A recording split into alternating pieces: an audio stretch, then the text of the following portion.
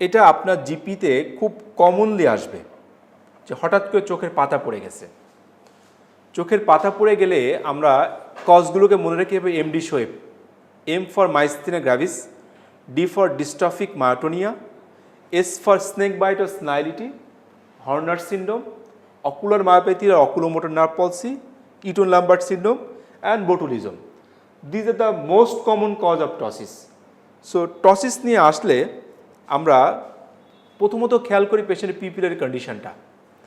যদি পেশেন্টের pupillary dilatation থাকে এবং সাথে থার্ড নার্ভে যে সমস্ত মাসেল সাপ্লাই করে সেগুলো যদি ইম্পেয়ার্ড থাকে, তাহলে আমরা মনে করব এটা হচ্ছে অকুলোমোটর নার্ভ পলসি, থার্ড নার্ভ পলসি। এখন এই থার্ড নার্ভ পলসির আন্ডারলাইং কজ কী হতে পারে? অনেক সময় ব্রেন স্টেম স্ট্রোকের কারণে হতে পারে, অথবা কোনো ব্রেনে কোনো টিউমারের কারণে ফার্স্ট লোকালাইজিং সাইন হিসেবে অনেক সময় থার্ড নার্ভ পলসি আমাদের কাছে আসতে পারে। তবে অনেক ক্ষেত্রে third nerve palsy but pupil spared, সেক্ষেত্রে আমরা ডায়াবেটিস মেলাটাস বা ভাস্কুলাইটিস চিন্তা করতে পারি। Pupil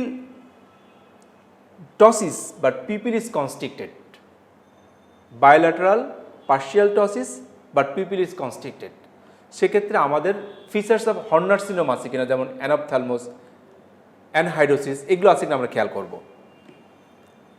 ptosis but pupil is normal, সেক্ষেত্রে আমাদের চিন্তা থাকবে আয়দার এটা অকুলোর মায়োপ্যাথি অথবা নিউরোমাস্কুলার জাংশন ডিসঅর্ডার যেমন মাইস্থিনিয়া গ্র্যাভিস কিনা। সো এইভাবে কিন্তু আপনাকে গাইড করবে, পিপিলারি কন্ডিশন দিয়ে কিন্তু আপনি গাইড করতে পারেন যে টসিসের ইভ্যালুয়েশনটা। Movement disorder, it's a very important and nice topics for all GP. Movement disorder নিয়ে কিন্তু অনেক পেশেন্ট আমাদের কাছে আসবে। সবচেয়ে মোস্ট কমন মুভমেন্ট ডিসঅর্ডার নিয়ে আমাদের কাছে আসছে ট্রেমর। আমরা একটা ট্রেমরের ভিডিও দেখতে পারি। It's a very common tremor, postural tremor. Usually patient on আমরা আউটস্টেন্ড হ্যান্ডে আমরা এক্সামিনেশন করে দেখি ট্রেমর আছে কিনা, এবং এটা ইনহ্যান্সড ফিজিওলজিক্যাল ট্রেমর বা ফিজিওলজিক্যাল ট্রেমর হতে পারে, অথবা এটা কোনো থায়োটক্সিকোসিস বা কোনো ড্রাগ ইন্ডিউসড হতে পারে।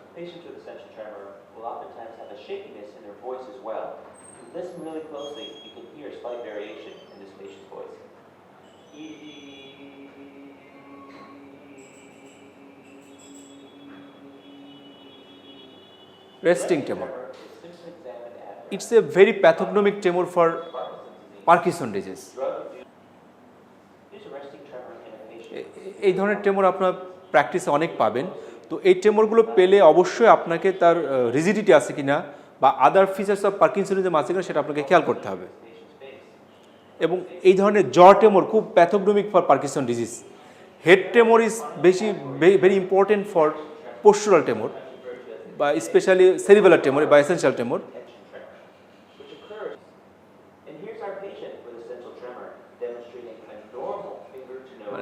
এটাও one type of action tremor, but at the টার্গেটে ট্রেমরটা সবচেয়ে বেশি হবে এবং সাথে পেশেন্টের আদার সেরিব্রাল ডিসফাংশনগুলো থাকবে।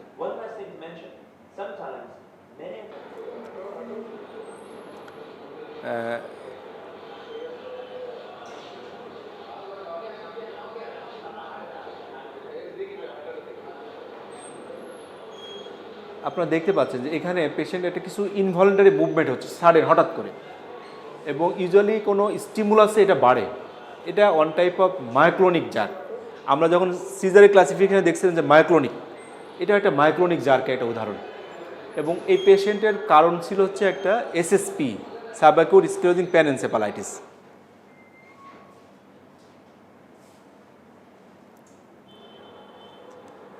এই ধরনের পেশেন্ট আপনারা প্র্যাকটিসে অনেক পাবেন। কিছু involuntary movement involving different facial muscles, এটাকে বলি আমরা oromandibular dyskinesia. Most of the times there some underlying drug induced cause, usually antipsychotic drugs induced parkinsonism বা ডিসকাইনেশিয়া।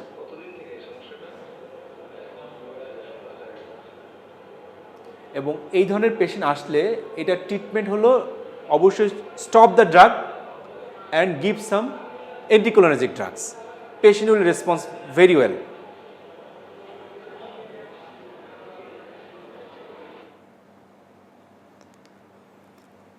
তো parkinsonism,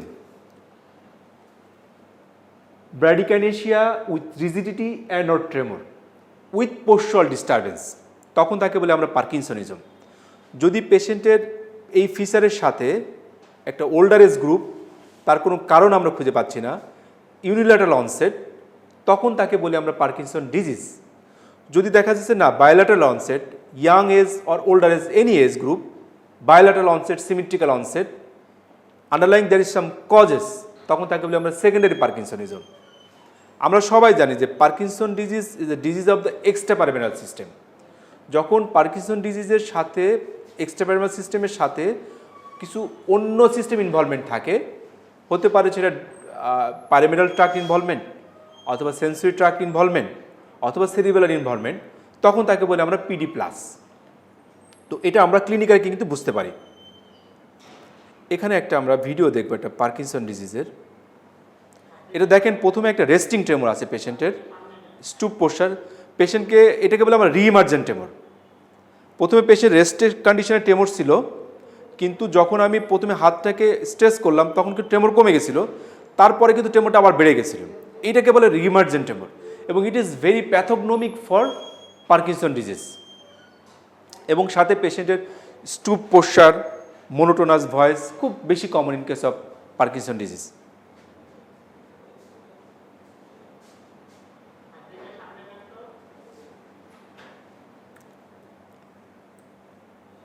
treatment of Parkinson disease, এক্ষেত্রে আপনাকে চয়েস অফ ড্রাগ অবশ্যই লিভোডোপা carbidopa combination.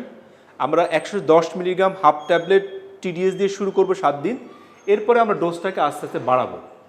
যদি কোনো রেসপন্স না করে সেক্ষেত্রে আমরা ডোজ এবং ফ্রিকোয়েন্সিটা বাড়াতে পারি। যদি পেশেন্টের ট্রেমর প্রিডোমিনেন্ট থাকে, এর সাথে আমরা অ্যান্টিকোলিনার্জিক ড্রাগ স্পেশালি হেক্সিনর আমরা 1 মিলিগ্রাম করে অ্যাড করতে পারি অথবা ডোজটা আস্তে আস্তে বাড়াতে পারি। পেরিফেরাল নিউরোপ্যাথি খুব common presentation in neurology.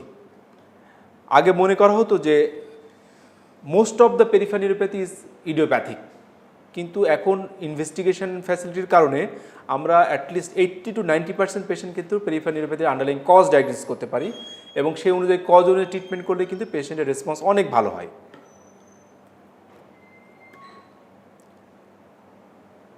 One of the neurological emergency is GBS, Guillain-Barré syndrome. Usually patient presents with acute quadriplegia or quadriparesis, ascending type. So usually lower limbs, then upper limbs. And patient sometimes presents with shortness of breath, and it is very emergency situation. For diagnosis of GBS, you may need progressive history of progressive weakness of variable degree from mild paralysis to complete paralysis, generalized hypo or areflexia, and disease course should be within 4 weeks, and exclusion of other causes. আমরা mostly যখন আমাদের ইমার্জেন্সিতে আমার চেম্বারে একটা কোয়াড্রিপ্যারালিসিস নিয়ে আসে, তখন আমরা প্রথমতই একটা ইলেকট্রোলাইট করে হাইপোক্যালিমিয়া আছে কিনা সেটা আমরা এক্সক্লুড করি, কারণ জিবিএস এর খুব কমনলি একটা ডিডি থাকে হচ্ছে কিন্তু hypokalaemia. So GBS like presentation নিয়ে আসলে অবশ্যই আপনি আগে একটা ইলেকট্রোলাইট করে পটাশিয়াম হাইপোক্যালিমিয়া আছে কিনা সেটা এক্সক্লুড করবেন। জিবিএস এর ট্রিটমেন্ট, এক্ষেত্রে আপনাকে সিমটোম্যাটিক বা সাপোর্টিভ ট্রিটমেন্ট দিতে হবে, অ্যানালজেসিস দিতে হবে, পেন থাকলে ফিজিওথেরাপি এবং অকুপেশনাল থেরাপি লাগবে। তবে পেশেন্টকে অবশ্যই তার স্পেসিফিক ম্যানেজমেন্টের জন্য স্পেসিফিক জায়গায় আপনাকে রেফার করতে হবে। এই পেশেন্টগুলোকে অবশ্যই আপনি আপনার কাছে রাখবেন না। আপনি ডায়াগনোসিস করার পরে যদি আপনার জিবিএস মনে হয়, তাহলে আপনি অবশ্যই দ্রুত পেশেন্টকে শিফট করবেন যেখানে অ্যাপ্রোপ্রিয়েট ট্রিটমেন্ট বা স্পেসিফিক ট্রিটমেন্ট আছে, যেমন প্লাজমা ফ্যারেসিস বা আইভিআইজি দেওয়া সম্ভব। এই সমস্ত হাসপাতাল বা আইসিইউ সাপোর্ট আছে, এমন হসপিটাল আপনাকে রেফার করতে হবে, কারণ জিবিএস পেশেন্ট যে কোনো সময় কিন্তু শর্টনেস অফ ব্রেথ ডেভেলপ করতে পারে। সো তার আইসিইউ সাপোর্ট লাগতে পারে, তার আইভিআইজি এবং প্লাজমা ফ্যারেসিস করলে রেসপন্স অনেক ভালো। সো এই পেশেন্টগুলো আমরা ইনিশিয়ালি ডায়াগনোসিস করে এবং আদার কজ আছে কিনা এক্সক্লুড করে দ্রুত যেখানে আইসিইউ সাপোর্ট এবং আইভিআইজি বা প্লাজমা ফ্যারেসিস করা সম্ভব সেখানে আমরা রেফার করব। কার্পাল টানেল সিনড্রোম, এটা খুব কমন একটা প্রেজেন্টেশন। ইউজুয়ালি ফিমেল পেশেন্টগুলা বা ডায়াবেটিক বা হাইপোথাইরয়েডিজম পেশেন্টগুলা বা রিমোটেড আর্থারাইটিস পেশেন্টগুলা এরকম টিংলিং আর নামনেস সেন্সেশন নিয়ে আমাদের কাছে হাতে আসতে পারে, এবং এটা সিটিএস আমরা ডায়াগনোসিস ক্লিনিক্যালি করতে পারি, এনসিএস আমাদেরকে হেল্প করতে পারে, কিন্তু আমরা এই সিটিএস ডায়াগনোসিস ক্লিনিক্যালি করে থাকি। এক্ষেত্রে দেখা যায় যে খুব কিছু কমন ট্রিটমেন্ট দিলে কিন্তু সিটিএসটা ভালো হয়। প্রথমত পেশেন্টকে আমরা রিস্ট স্প্রিন ব্যবহার করতে বলবো, যখন সে রাতে ঘুমাবে স্পেশালি স্প্রিনটা ব্যবহার করবে, বাজারে পাওয়া যায় রিস্ট স্প্রিন, এটা ব্যবহার করবে। আর আমরা এনএসআইড দিতে পারি, শর্ট কোর্স ওরাল স্টেরয়েড দিতে পারি, অথবা আমরা সাথে প্রিগাবালিন অ্যাড করতে পারি। এরপরে যদি পেশেন্টের পেইন না কমে তাহলে আমরা কিন্তু এখানে ইন্টারলেশনাল স্টেরয়েড দিতে পারি আর কি। এটা খুব কঠিন কিছু না, কিন্তু আপনি ইউটিউবে ভিডিও দেখে কিন্তু দিতে পারবেন আর কি। সো এবং এটা খুব ফ্রুটফুল একটা ট্রিটমেন্ট সিটিএসে, যদি ওরাল মেডিকেশনে পেশেন্ট কন্ট্রোল না হয়।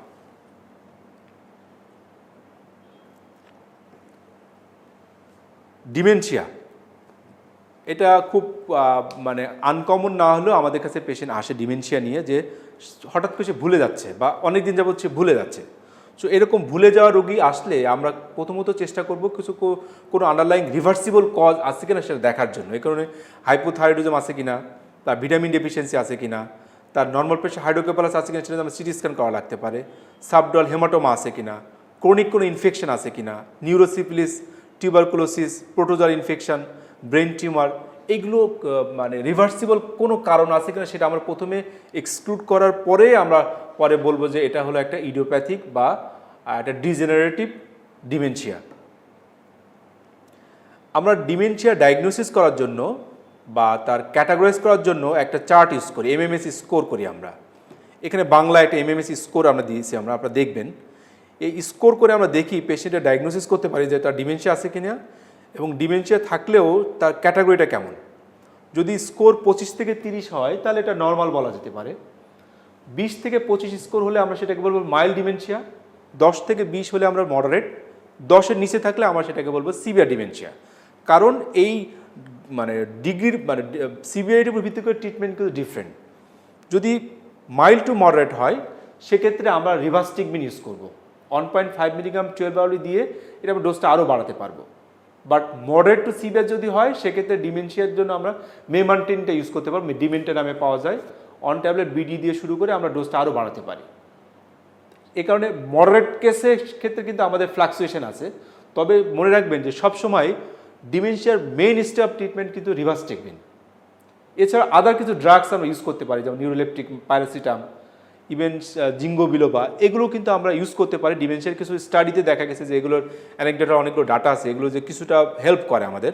তবে অবশ্যই additive effect, not main effect. Main effect should be either rivastigmine with or without মেমান্টেডিন।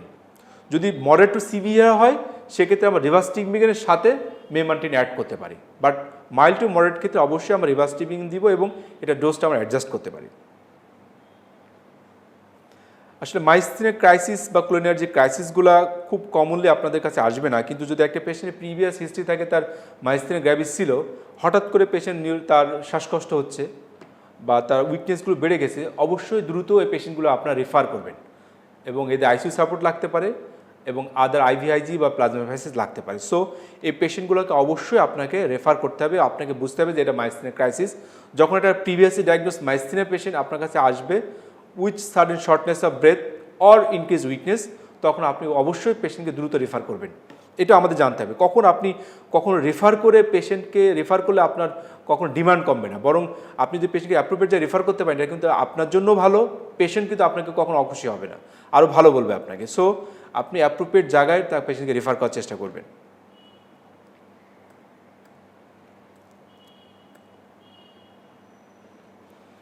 এই ধরনের পেশেন্টগুলো আপনার কাছে অনেক আসবে, যে একটা পেশেন্টের হাই গ্রেড ফিভার ছিল 7 দিন, সাথে হেডেক ছিল এবং কনভালশন ছিল এবং তার একটু অল্টার্ড লেভেল অফ কনসাসনেস, এবং এক্সামিনেশন করে দেখবেন তার নেকটা স্টিফ বা তার আদার সাইন্স অফ মেনিঞ্জাল ইরিটেশন আছে, তখন আপনার ডায়াগনোসিস থাকবে এটা হচ্ছে মেনিনজাইটিস বা মেনিঙ্গোএনকেফালাইটিস। এবং সেক্ষেত্রে অবশ্যই আমরা চেষ্টা করব মেনিনজাইটিস বা মেনিঙ্গোএনকেফালাইটিস হলে আমরা বোথ ব্যাকটেরিয়াল এবং ভাইরাল কাভারেজ দিব ইনিশিয়ালি। এরপর আমি সিএসএফ করব, সিএসএফ করে আমি ডিসিশন নিব ফার্দার। কিন্তু at the time of presentation আপনি কাভারেজ দিবেন, কারণ কখনও ক্লিনিক্যালি অনেক সময় আপনি আইডেন্টিফাই নাও করতে পারেন। সো পেশেন্ট যদি এরকম মেনিনজাইটিসের ফিচার নিয়ে আসে, আপনি বোথ অ্যান্টিব্যাকটেরিয়াল এবং অ্যান্টিভাইরাল ড্রাগ বোধ দিবেন, সাথে স্টেরয়েড দিবেন, এবং পেশেন্টকে আপনি ফার্দার ইনভেস্টিগেশনের জন্য CSF স্টাডি, সিটি স্ক্যান বা MRI অন্যান্য ইনভেস্টিগেশন আমরা করব। যেমন একটা যদি পিওরলি ব্যাকটেরিয়াল মেনিনজাইটিস মনে হয় আমার কাছে, তাহলে সেক্ষেত্রে পেশেন্ট ডায়েটটাকে আমি এনশিওর করবো। এক্ষেত্রে আমি সেপ্ট্রাইজন 2 গ্রাম করে 12 আওয়ারলি দিব 10 থেকে 14 দিন। ডেক্সামিথাসোন দিব 6 আওয়ারলি 2 to 4 ডেজ, খুব কম সময় আমরা দিব। একটা আমরা PPI রাখতে পারি, এবং কনভালশন যদি হয় সেক্ষেত্রে আমরা একটা ডাইফিডান বা আমরা বলি ফেনাটোয়েন আমরা অ্যাড করতে পারি, বা কার্বামাজিপিন অ্যাড করতে পারি। যদি ভাইরাল এনকেফালাইটিস পিওরলি আমি যখন CSF স্টাডি করে বুঝবো, তখন সেক্ষেত্রে আমরা পেশেন্টকে অ্যাসাইক্লোভির 500 মিলিগ্রাম 8 আওয়ারলি দিব, সাথে স্টেরয়েড দিব।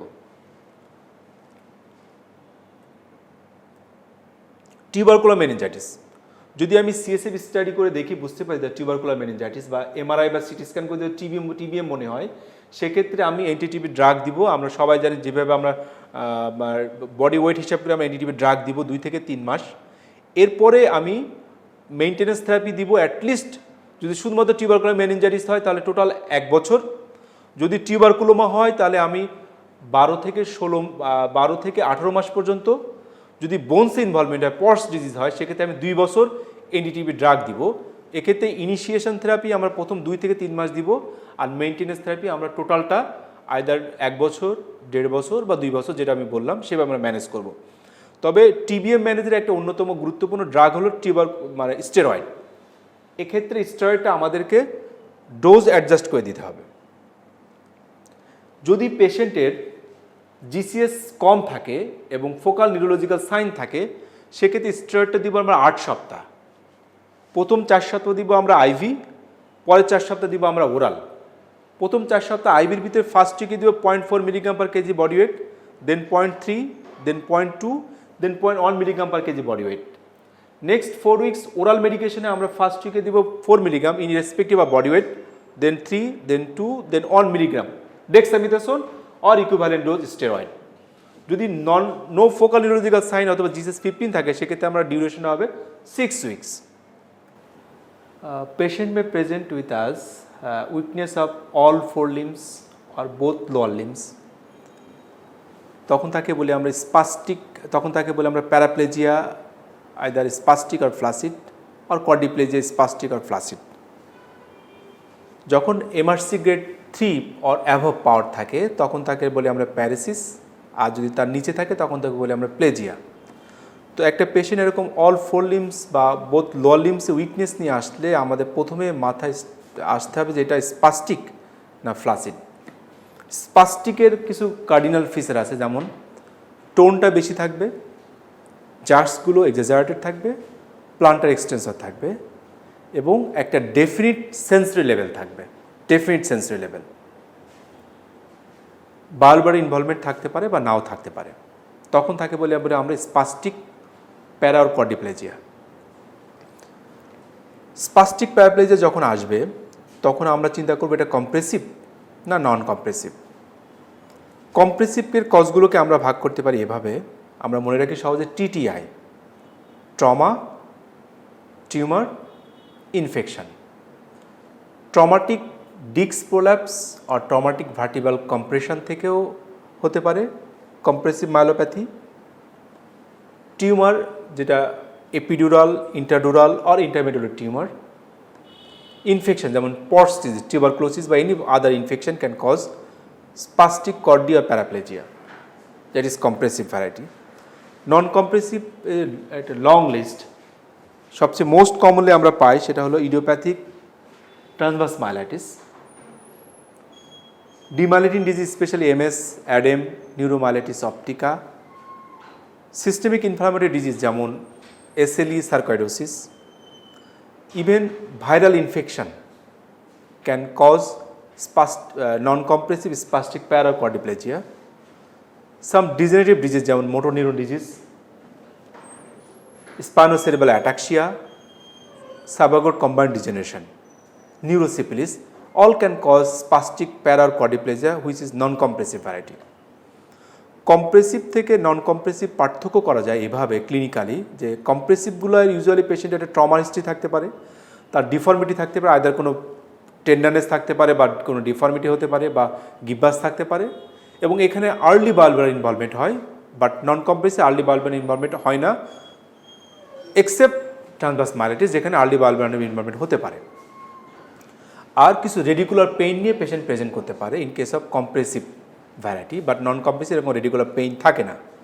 তারপরেও এমআরআই করে নিশ্চিত হয়ে আমাদেরকে বলতে হবে যে এটা কম্প্রেসিভ আর নন কম্প্রেসিভ, কারণ চিকিৎসা কিন্তু আলাদা।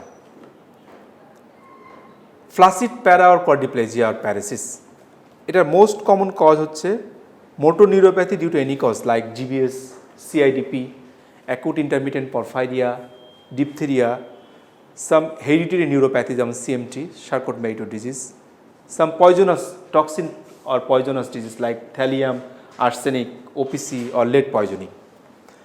এছাড়াও multifocal motor neuropathy with conduction block, এমএনডির একটা ভ্যারাইটি আছে যাকে বললাম পিএমএ, প্রোগ্রেসিভ মাসকুলার অ্যাট্রফি, সেখানেও অনেক সময় আমাদের কাছে ফ্লাসিড প্যারাপ্যারাসিস নিয়ে আমাদের কাছে আসতে পারে বা কোয়াড্রিপ্লেজিয়া নিয়ে আসতে পারে।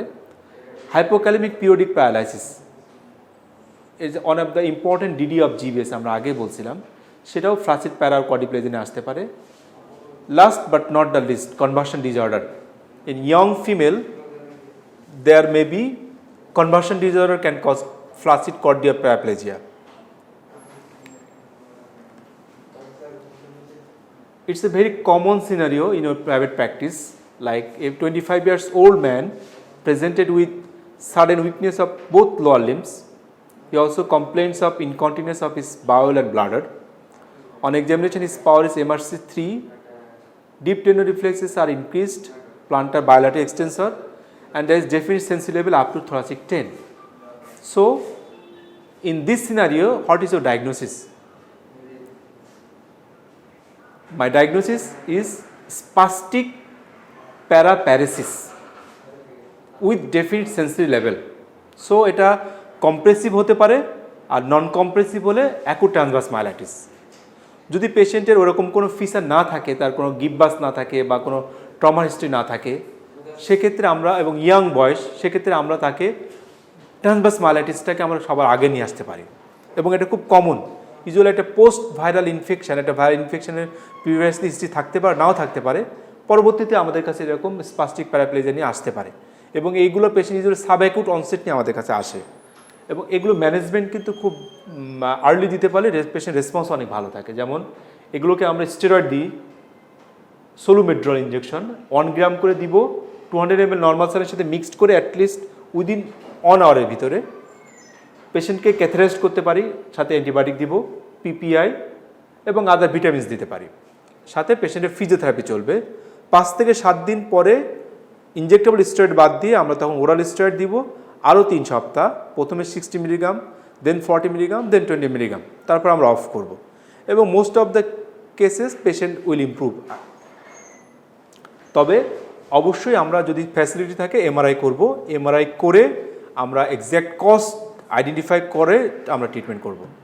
তো আপনার কাছে যদি এরকম সাডেন এরকম উইকনেস নিয়ে আসে, অবশ্যই আপনাকে আগে খেয়াল করতে হবে, 2টা জিনিস খেয়াল করতে হবে, একটা জিবিএস কিনা, হাইপোক্যালেমিক পিরিয়ডিক প্যারালাইসিস কিনা এক পাশে, আর অ্যাকুট ট্রান্সভার্স মাইলাইটিস কিনা।